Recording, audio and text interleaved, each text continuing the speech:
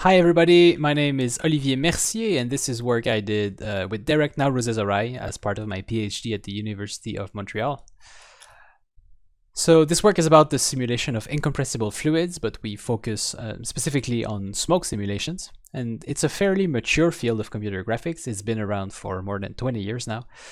But in this work we propose a new method for the simulation of smoke. So a very common framework for smoke simulation is to use a grid that covers the simulation domain that we care about. And on this grid, we store the velocity of the fluid, and then we use particles to represent the smoke, and these particles are just passively advected by the velocity that we have on the grid. And then we update this velocity at each time step using the Navier-Stokes equations that I'm showing here. This method of using particles in a grid is used by many well-established methods, like the flip method, for instance. And I guess I should say I'm being a bit sloppy with my math here. I'm actually omitting a few constants in the Navier-Stokes equations for density and viscosity, and I'm doing that for simplicity since it doesn't really change the exposition of the method, so I apologize for that. So the first part of the Navier-Stokes equations are basically the F equals ma for fluids, and it gives you the instantaneous change in velocity.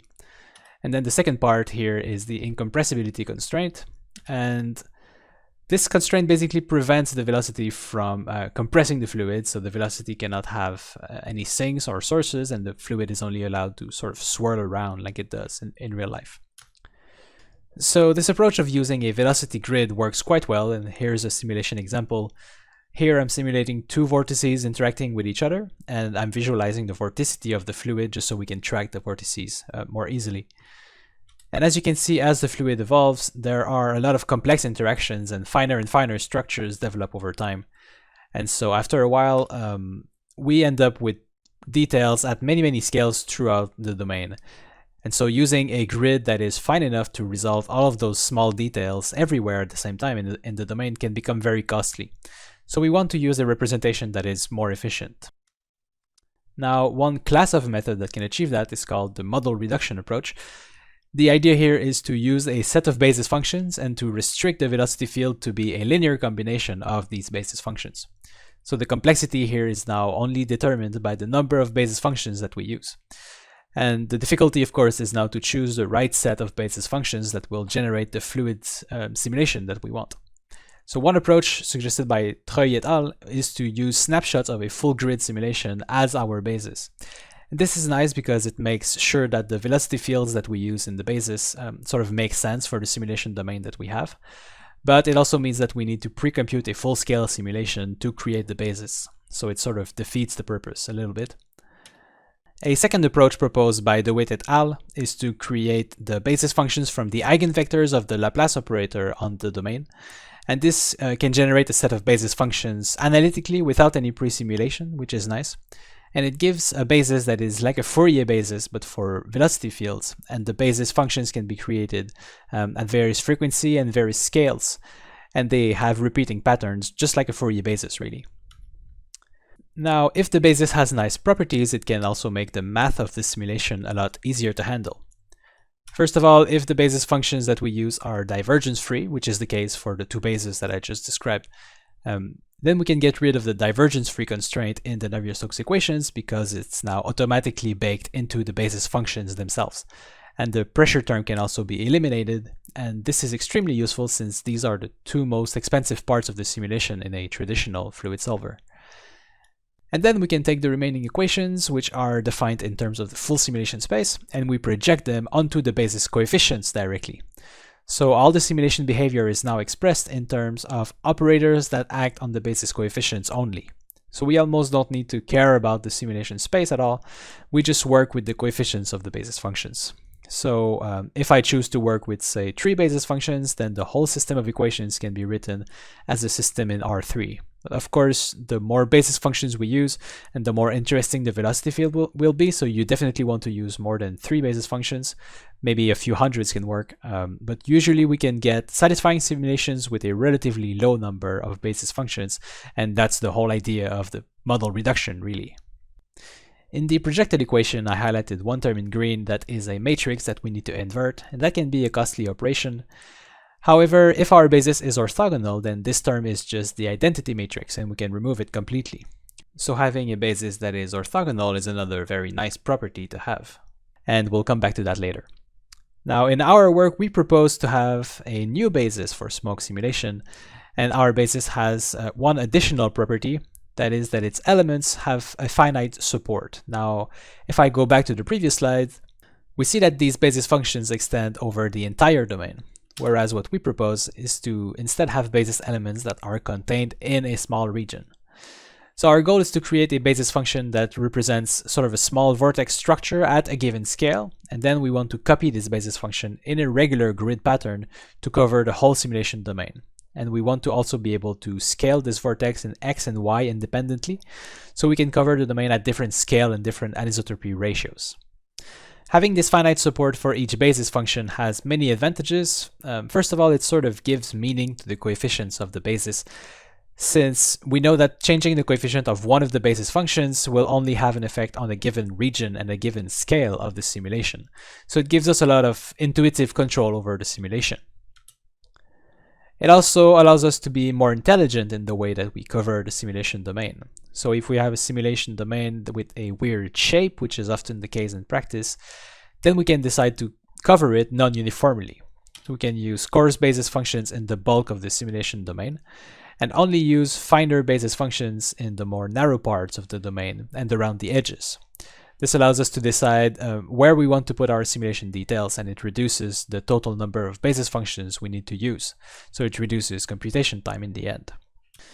We may also want to put coarse basis functions everywhere, but only place the finer elements closer to the camera, since this is where the user is more likely to see the finer details in the fluid. So having basis functions that are localized in space generally allows for more control over the way that we build the simulation space. So if we summarize the basis properties that we want a basis that is divergence-free to simplify the Navier-Stokes equations, that is orthogonal to remove the matrix inverse in the projected equations, and we want basis functions with local support to give us more flexibility and control. And additionally, we want a basis that is complete, by which we mean that we want to be able to generate as many basis elements as we want. So for instance, if we compare the basis I presented before with respect to these four properties, first, the basis of Troy et al. Is divergence-free, but it's not naturally orthogonal, although it can be made orthogonal with some additional work. It doesn't have local support because each element extends over the entire domain. And it's not complete according to our definition because we cannot easily generate more basis elements on the fly. So if we want to add more basis elements, then we need to generate a longer simulation sequence and take more screenshots, which is not really trivial to do. In comparison, the basis of de Wit et al. Is complete because it can analytically generate as many basis elements as we want without any additional precomputation. Looking at these properties, a wavelet basis might also look like a good option, but it's actually provably impossible to generate a wavelet basis that satisfies all four properties with the usual wavelet approach. So the goal of our work is to generate a basis that gives us a better compromise between these four properties. The basis that we'll construct is divergence-free and it has local support, but we make some compromises on orthogonality and completeness that we think are well suited for fluid simulations. Okay, so how do we construct this novel basis? Well, we start with the eigenvectors of the Laplace operator on a square domain, much like de Wit et al. Did in their work, but we want to isolate the central region in this vector field, because this region has pretty much everything that we want. It's divergence-free because the eigenvectors are divergence-free, and it has the right sort of vortex shape that we're looking for. So we only need to make the support of this vector field finite. However, just clamping it outside of 0, outside of the red square, just creates a discontinuous vector field, which is obviously not natural and not what we want. So instead, we try to combine multiple eigenvectors together. If we look at the eigenvectors with frequency 1, 1 and 1, 3, we see that changing the y frequency here only changes the vector field in the y direction, really. But the vectors in the region indicated by the red arrows remain exactly the same as they are in the 1, 1 frequency. So what we can do is we can subtract both eigenvectors with the right scaling, and that will zero out the vector field along these horizontal lines here. And then by repeating the process in the x direction, we're able to completely zero out the vector field along the red square boundary. And then we can clamp that vector field to 0 outside of this region, and it remains continuous. And this process also works with different frequencies and weights to create these vortices at different sizes and different anisotropy ratios. Now we can formalize this process a bit instead of just guessing the coefficients that we need in that sum. So we're looking at linear combinations of 4 eigenvectors, b11, b31, b13, and b33. And we have the constraint that we want the resulting vector field to be 0 on the boundary of this red square region. And we also want the coefficients to not all be zeros, otherwise the vector field is just 0 and that's not interesting. So we show in the paper that this can be solved as a linear system, and then the set of coefficients that we find gives us the basis function that we just created in the previous slides. But this vector field is still not perfect because it doesn't create an orthogonal basis. In our case, orthogonality really means that if we take two different basis functions in the basis, the integral of their dot products should be 0. So we could simply position the elements in the simulation domain so that they never overlap, and that would create a trivially orthogonal basis. But then the coverage of the simulation domain would be very poor, and it would be leaving large regions of zero flows everywhere, so it's not very interesting. So the basis elements need to overlap somehow, and in this case, the basis functions that we created are just not orthogonal at all.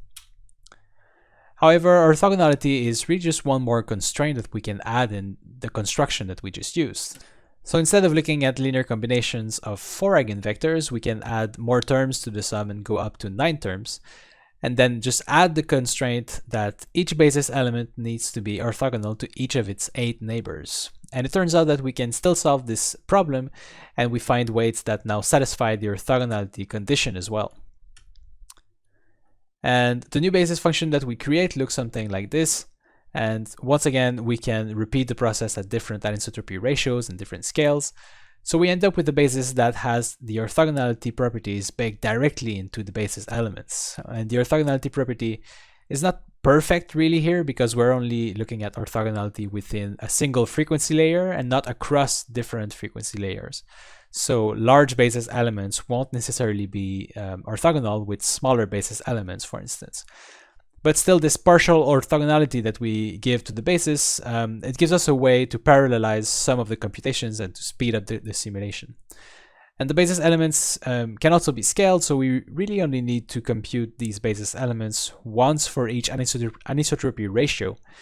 And then we can use them as sort of templates that we can copy throughout the domain at different scales. So even though these basis functions that we create are a bit more costly to evaluate, we can just pre-compute them once, store them in a high-resolution lookup table, and then all further basis evaluations are just table lookups, which is relatively efficient. And this whole process also extends to 3D, and we give the details of the 3D construction in the paper and in the supplementary material. So now that we have constructed this new basis, let's see how we use it to simulate fluid dynamics. So if we go back to the projected Navier-Stokes equations, we see that a lot of the work is contained in the advection tensor A and this diffusion matrix D. And the tensor A is especially cumbersome, and you can see here what its terms look like. Each term in that tensor represents the effect of one basis element being deformed by another, and then the result of that is projected onto yet another basis element. So that means working with this tensor means we need to take into account all possible overlapping triplets of basis functions. And this is a lot of elements to take into account, and it can become really, really expensive. So instead of exactly solving these projected Navier-Stokes equations, we decide to take a more heuristic approach. So we focus on recreating the main parts of the energy cascade. Now, the energy cascade is this concept in fluid dynamics that describes the evolution of a fluid in the regime where turbulence is fully developed. So basically, it gives a relation between the size of elements in the fluid and their energy. And there are 4 components in this energy cascade that we want to recreate. First, energy can enter the system from some external means. Then energy can be transported within a frequency layer. Energy can also be transferred between frequency layers from larger structures into finer structures. And then finally, energy can be dissipated at the finer levels. So let's put that in context with the same simulation example that we used previously. Here, the initial energy simply comes from the initial conditions of the simulation. There's energy in these two vortices that I put in the simulation. And then at the beginning of the simulation, these two vortices mostly move around each other, but they don't really change their size too much. So that's really just transporting energy within the same frequency layer. But eventually they will decay into smaller and smaller structures, and now that's transferring energy across different frequency layers. And eventually the structures are small enough that they just dissipate into the simulation. And here, these wispy trails, for instance, don't contribute anything to the simulation anymore. Their energy is just gone. So these four behaviors is what we want to replicate in our fluid simulation. So first we simulate the transport part. Now this would be relatively easy to do if the basis functions could move inside of the domain. If we wanted to compute the effect of the green element over the red element, then we could simply integrate the green vector field over the support of the red element, and that would give us a movement direction, and we could just move that basis element forward by some time step. And if we have multiple elements, then we could just sum the influence of all these neighboring elements to compute this movement direction. But our basis elements are fixed in space and they cannot move. But we still compute this movement direction for each basis element, and we look at where they would be moving if they could move. And this gives us some sort of virtual new location for each basis element. And then we take the energy of that basis element and transfer it to the nearest basis element around this new virtual location. And we give some justification in the paper as to how we can do this using just some simple interpolation. Now, because basis functions are always at the same spot at each frame of the simulation, we can pre-compute all of these Tij factors here, so we don't need to recompute the integrals at each time step. So this makes the update scheme simple and efficient to compute. So this gives us a way to mimic the transport dynamics. And now for the energy transfer between the frequency layers, we again try to replicate the behavior of the energy cascade. So we organize the frequency layers in a graph like this, and at each time step we transfer some of the energy from the coarser layers towards the finer layers. And we can do this by taking some portion of each basis coefficient and transferring it directly to its smaller neighbors. Energy can also enter the system from external forces, like from initial conditions, or from buoyancy forces generated by the smoke particles, for instance. And energy can also be dissipated at the finest levels by just removing energy from the system instead of transferring it to other basis elements. And we use this energy transfer scheme in a way that approximates the energy cascade of real fluids, so that the behavior of this energy transfer is as realistic as possible. So by combining the transport and transfer strategies, we get convincing fluid behavior. We can see here that the smoke plume is able to rise and decay into finer turbulent structures. And our energy transfer strategy can also be tweaked if we want to. So we can change some of its parameters to move away from the usual energy cascade behavior, and this gives us some control over the look and the behavior of the overall simulation. Of course, we are using a model reduction approach here, and we're using a lot of heuristics in our fluid dynamics. So we are not solving the Navier-Stokes equations directly, and our simulation will not look exactly the same as a full space grid simulation.